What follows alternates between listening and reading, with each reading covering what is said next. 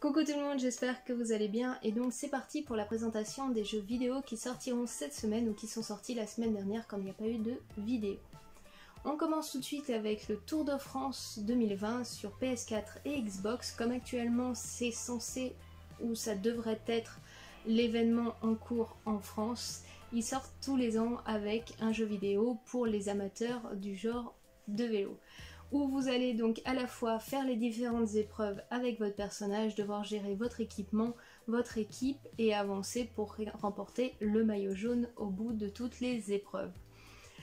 Comme un bon FIFA ou un bon rugby, on retrouve toujours la même recette pour ces choses-là avec quelques petites nouveautés. Du côté de Tour de France 2020, vous allez retrouver un petit multijoueur qui est assez sympathique et ainsi que l'arrivée donc de la vue FPS qui apporte un petit peu de frais lorsque vous faites vos courses en général. Sinon pas plus de nouveautés que ça, pas de pluie d'après ce que j'ai vu sur ce jeu là, donc parfois des petits manques mais ça apportera au fur et à mesure. On passe ensuite à la même chose sur PC, enfin presque, puisque ça s'appelle Pro Cycling Manager, où là, au lieu de faire les courses, vous allez gérer votre équipe. Vous êtes le manager, vous allez devoir créer les sponsors, trouver les personnes pour entretenir le matériel, manager vos équipes et autres pour remporter, donc pareil, le maillot jaune. Là, c'est plus vraiment de la gestion, alors qu'avant, vous avez quand même un petit peu de simulation dans Tour de France 2020. Voilà pour les deux jeux sportifs de la semaine. On passe ensuite donc à des jeux un petit peu différents et on passe donc sur une extension d'un jeu que vous connaissez sûrement. Je parle bien sûr des Sims 4 et cette fois-ci donc après Vivre Ensemble, la fac et autres, île paradisiaque, etc. Cette fois-ci les Sims 4 vous initient à l'écologie.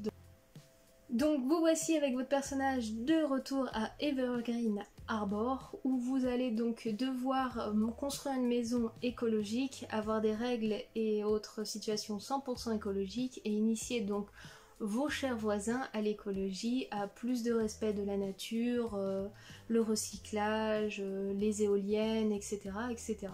Petite extension pour les Sims 4, il en arrive très régulièrement, donc pour les fans, ça apportera un petit peu de côté vert.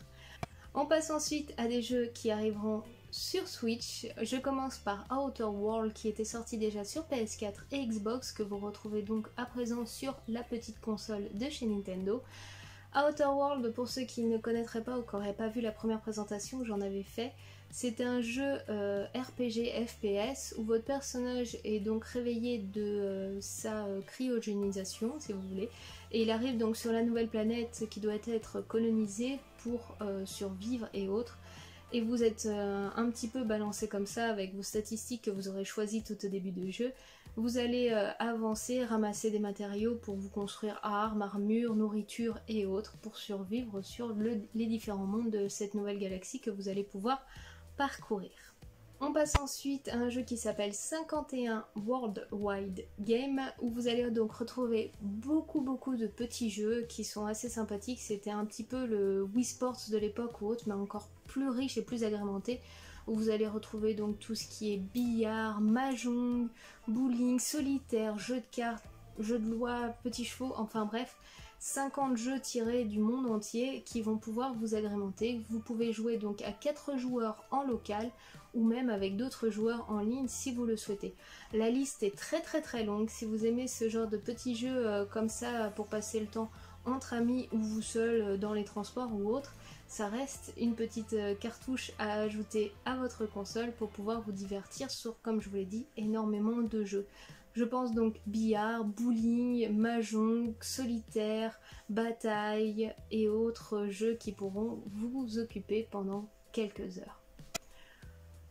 On passe ensuite à un jeu de simulation de ferme, c'est le cas de le dire, qui s'appelle donc Dynasty's Farmer, où vous allez incarner un agriculteur et vous allez devoir donc gérer votre ferme en entier, que ce soit les champs, les machines, les animaux, vous agrandir et autres.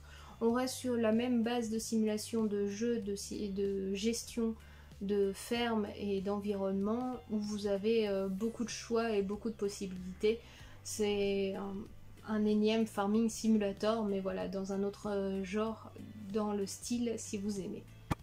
On passe ensuite à Dungeon of Endless qui est sorti donc sur PS4 et Switch en boîtier, puisque comme je vous l'avais dit il y a quelques semaines de cela, il était déjà sorti en dématérialisé.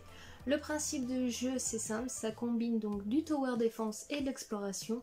Vos personnages sont lancés dans différents donjons qui sont créés à chaque fois aléatoirement nouveaux, où ils doivent donc explorer les zones, ramasser un maximum d'artefacts et de ressources pour pouvoir s'armer, pour pouvoir explorer encore plus de donjons et pouvoir se défendre contre les hordes d'ennemis qui les peuplent.